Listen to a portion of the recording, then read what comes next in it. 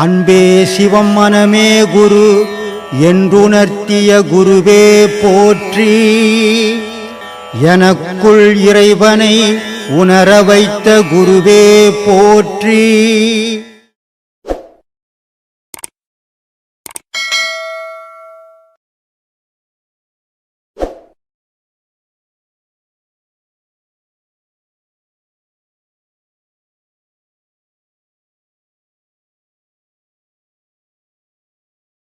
நான் எதுக்காக பிறந்திருக்கிறேன், நான் எது இந்த பூமியில், நான் யார், நான் எதை நோக்கி பயணம் செய்கிறேன், என்னுடைய இலக்கு என்னன்னு தெரியணும் எனக்கு.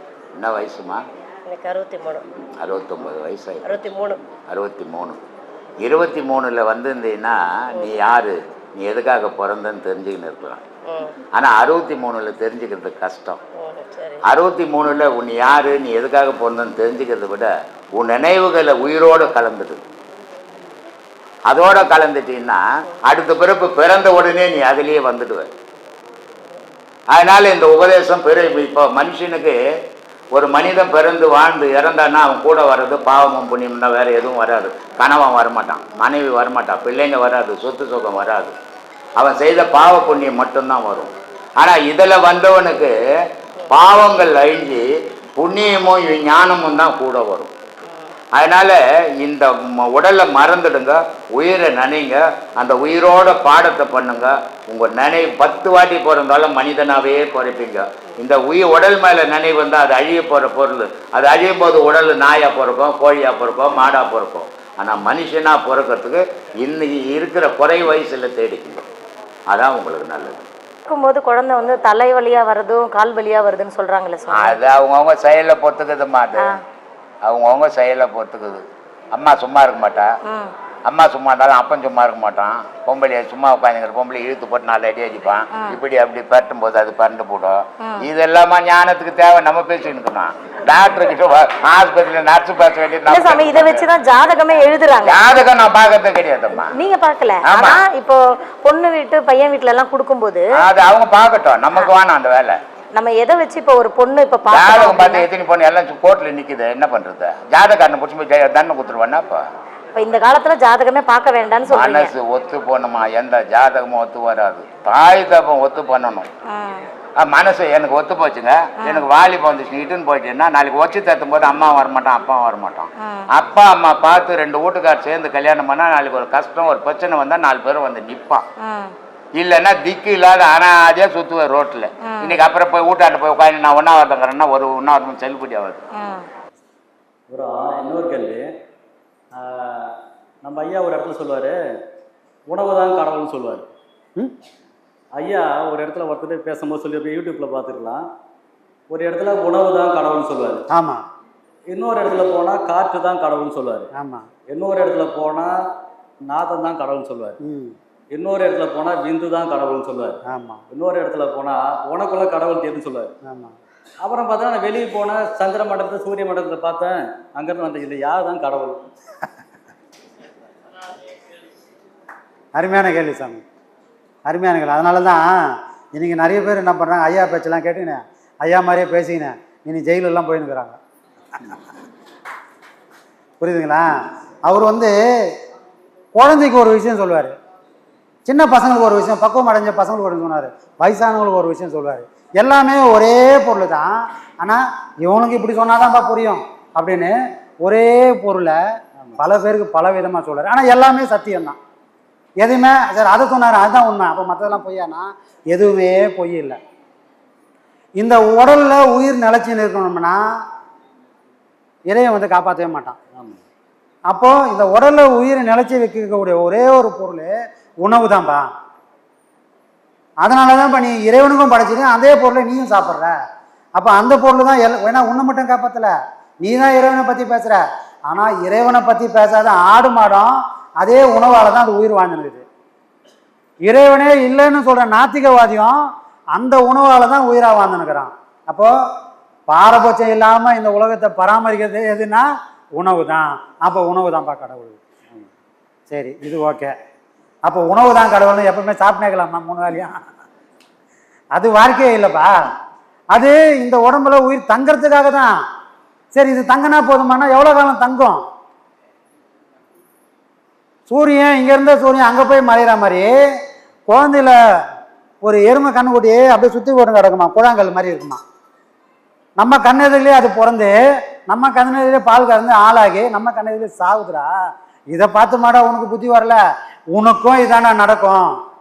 நீயும் குழந்தையா இருந்த, நீயும் வளர்ந்த, எல்லாத்தையும் அனுபவிச்ச, ஒரு நாள் நீயே இந்த உலகத்தை விட்டு போயிடுவ.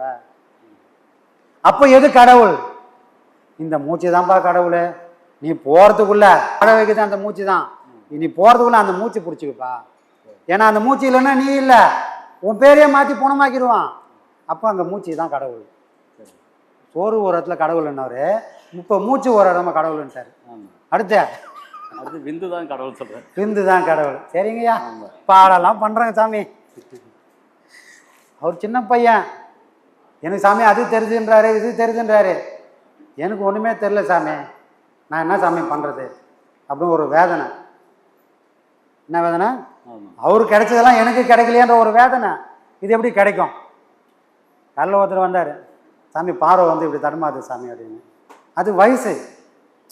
பார்வை நின்னா நம்ம உள்ளே வந்து ஒரு அடையாளம் வச்சுருந்தோம், ஒரு மெட்டீரியல்லாம் வச்சுருந்தோம், குரு பூஜைக்கு சில விஷயங்கள்லாம் வச்சுருந்தோம். அதில் ஒரு பொருள் அம்பு. இந்த அம்புவோட நோக்கம் எதுக்காக அதை வச்சோம்னா, வாழ்க்கைக்கும் இலக்கு வேணும், ஆன்மீகத்துக்கும் இலக்கு வேணும். எதுக்காக இதை பண்ணுறேன், இது என்னவா ஆகணும் அப்படின்ற இலக்கு நமக்கு தெரிஞ்சிருக்கணும். அப்போ அந்த இலக்கை அடையிறதுக்கு ஒரு சக்தி வேணும். அந்த சக்தி உள்ளுக்குள்ளே இருக்கிற விந்துவாகவும் சுரோனிதமாகவும் இருக்குது. வெறும் ஆசை மட்டும் அங்கே போய் சேர்த்துருமானா அதுக்கு வாய்ப்பே கிடையாது. அதை செயல்படுத்துறதுக்கு எனக்கு ஒரு சக்தி வேணும். அந்த சக்தியை நான் வாலிபத்தில் இறைச்சிட்டேன்னா பின்னாடி வயோதிகத்தில் தடுமாற வேண்டி வரும். அப்போது நீ இதை 40 வயசு வரைக்கும் நீ எப்படின்னா வாழ்ந்துக்கணேண்ணா, 40 தாண்டனா கொஞ்சம் எல்லாத்தையும் அடக்கி வச்சுக்க. ஆசை இருந்தாலும் காமத்தில் ஒரு அளவோடு வச்சுக்க. ஏன்னா காமம் தான் கடவுளுக்கு கொண்டு போக போகுது. இதை நீ கீழே இறைச்சிட்டேன்னா நீ மண்ணுக்கு போயிடுவப்பா. இதை நீ பாதுகாப்பாக வச்சுக்கணுன்னா விண்ணுக்கு போய் சேருவ. ஏன்னா இது ஒரு எனர்ஜி. ராக்கெட் எப்படி பின்னாடி இருக்கிற பூஸ்டரில் அது மேலே போதோ, அந்த மாதிரி இங்கே இருக்கிற விந்தில் இருக்கிற அந்த சக்தி தான், சுரோனியத்தில் இருக்கிற அந்த சக்தி தான் உன்னை மேல்நிலைக்கு கொண்டு போக போகுது.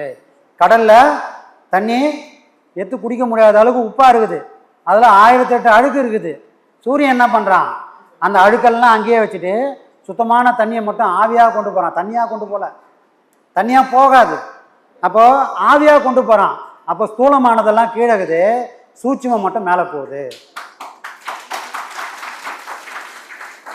இது இந்த உலகத்தில் இறைவனே நமக்கு செஞ்சு காட்டுறான். அப்போ குருமார்கள் என்ன பண்ணுறாங்க, டேய் உலகத்தை பார்த்துக்கோ, இப்படி தான் மழை பெய்யுது, கடலில் இருக்கிற அதே தண்ணியை குடிக்க முடியலப்பா, ஆனால் மேலேருந்து வந்தோடனே அமிர்தம்ன்றோம். இதே பொருள் தான் உனக்குள்ளேயும் இருக்குதுப்பா, அதுக்கு பேர் விந்துப்பா. இது கீழே இருந்ததுன்னா கடல் தண்ணி மாதிரி யாருக்கும் நய பைசா பிரயோஜனம் இல்லைப்பா. இதை சூட்சமாக மாற்று. இது சூலமாகவே மேலே போகாது, சூட்சமாக மாற்று. சூட்சமாக மாற்றினா அந்த தண்ணியை அமிர்தம் சொன்ன மாதிரி உனக்குள்ளவும் ஒரு அமிர்தம் சுரக்கும்பா, அது உன்னை வழி நடத்தும்பா. அது வேணும், அதை இறைச்சிடாத. அப்போது இங்கே என்ன சொல்கிறாரு, அந்த விந்து தான் கடவுள். ஏன்னா அந்த சக்தி இல்லைன்னா நீ அதை புரியவே முடியாது. உனக்கு எல்லாம் தெரியும், வாழ்க்கையெல்லாம் வாழ்ந்துட்டு ஓரமாக போய் உட்காந்து நல்லது கெட்ட தெரிஞ்சு என்ன பண்ண போகிறோம்? என்ன சாமி, வாலிப வயசில் நல்லது கெட்ட தெரிஞ்சால் நான் நடைமுறையில் பயன்படுத்துவேன். எல்லாம் தளர்ந்து போய் உக்காஞ்சிக்கினேன். இப்போ எல்லா நல்லதும் எனக்கு தெரிஞ்சால் மட்டும் என்ன பண்ண போகிறேன்? அதே திண்ணியில் தான் உட்காந்துக்க போகிறேன். புரியுதுங்களா? அப்போ எல்லாத்தையும் செயல்படுத்தக்கூடிய ஒரு சக்தி இருக்கும்போது அதை சாதிச்சு காட்டணும். அதுக்கு அடிப்படையாக இருக்குது விந்துவும் சுரோனிதமும். அப்போ அதுதான்ப்பா கடவுள். புரியுதுங்களா? இப்படி ஐயா ஒரு ஒரு பொருளுக்கும் ஒரு உதாரணம் சொன்னார். ஆளுக்கு ஏற்ற மாதிரி, இடத்துக்கு ஏற்ற மாதிரி, பொருளுக்கு ஏற்ற மாதிரி.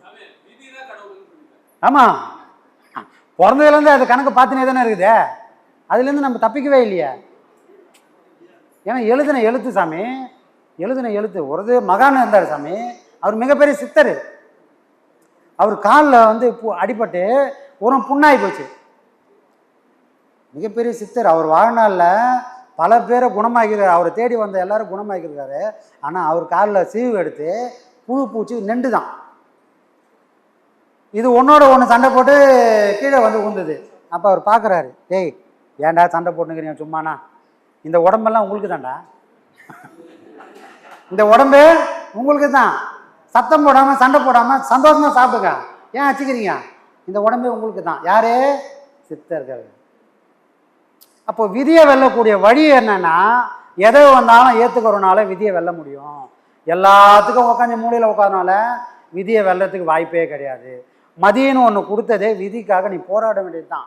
நீ ஜெயிக்கிறியா ஜெயிக்கலான்றதெல்லாம் அப்பாற்பட்ட பிரச்சனை. வாழ்ந்து காட்டணும், வாழணும்னு முடிவு பண்ணிட்டா போராடணும். அந்த போராட்ட குணத்தை என்றைக்கும் தண்ணியை ஊற்றி அணைச்சிடாம அதை மேலே மேலே மேலே மேலே எரிஞ்சிக்கினே இருக்கிற அளவுக்கு நம்ம பண்ணணும். ஏன்னா அந்த வைராகியம் மட்டும்தான் நம்மளை எல்லாத்துக்கும் ஒரு தகுதி உள்ளவனாவே காப்பாற்றி வைக்கும். அதை விட்டோம்னா போச்சு. விதியே வந்துன்னு இங்கே இருந்தால் மட்டும் என்ன பண்ண போகிற? சாவதானே போகிறோம். அதோட சாவதான முடியாதுன்னா போராடி செத்துரு. அதுக்கு மதி வேணும்.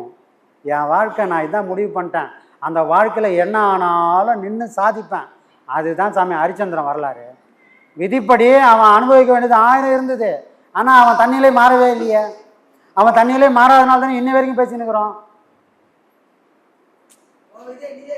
வாழ்ந்தவன் புள்ளா வாழும்போது ஹரிச்சந்திரன் மாதிரி வாழானாலும் போன நேரம் ஹரிச்சந்திரன் கிட்ட தான் போய் நிற்கிறான். வாழும்போது பொய்யா பேசிக்கிறோம், அடுத்தவனையா கெடுக்கிறோம். ஆனால் நீ எங்கே போனாலும் அவங்ககிட்ட தான் போய் நிற்கணும். அப்போ எல்லாத்துக்கும் சாட்சியாக மாட்டான்ல ஒருத்தன். அப்போ அதுக்கு காரணம் என்ன? எதையும் தாங்கக்கூடிய அந்த வைராகியம். அப்போ நானும் ஹரிச்சந்திரன் ஆவானா, ஆசாமியாவது ஆவான் பார்த்துக்கணும். அப்போது இவ்வளோ விஷயம் இருக்குது சமயத்தில். சரிங்களா? அப்போது ஒரு இடத்துல உணவு தான் கடவுள், ஒரு இடத்துல விந்து தான் கடவுள், ஒரு இடத்துல உன் மூச்சு தான்ப்பா கடவுள், ஒரு இடத்துல கடவுள் இங்கெல்லாம் இல்லைப்பா. அப்பாலுக்கு அப்பாலாய் அப்புறமாய் நின்ற தற்பரனேன்றார் ஒரு இடத்துல. அவன் இங்கே தான் இருக்கிறான்னா இங்கே அங்கன்னு முடியாது, இல்லை அங்கே தான் இருக்கிறான்னா அதுவும் போய் அவன் அங்கன்னும் சொல்ல முடியாமல் இங்கன்னும் சொல்ல முடியாமல் இடைப்பட்டு இருக்கிறான்பா. தூரமாக இருக்கிறன்னு சொல்ல முடியாது, இல்லை பக்கத்துலேயே இருக்கிறான்னு சொல்ல முடியாது. ஏன்னா தெரியல எனக்கு. இப்படி எங்கே இருக்கிறானே தெரியாமல் ஒருத்தன் இருக்கிறான். அவனை பிடிக்கணும்னா எப்படி பிடிக்கணும்? ஆரம்பத்தில் பாடம் பண்ணுறோம், நல்ல ஒரு விளக்கு ஏற்றி வச்சுட்டு ஜெகஜோதியாக பாடம் பண்ணுறோம். இது எவ்வளோ நேரம் அந்த வெளிச்சம் இருக்குது? விளக்கு எரிஞ்சுனுக்குது, காலப்போக்கில் அந்த விளக்கோட வெளிச்சம் மறையுது. அதை மறைச்சது யார்?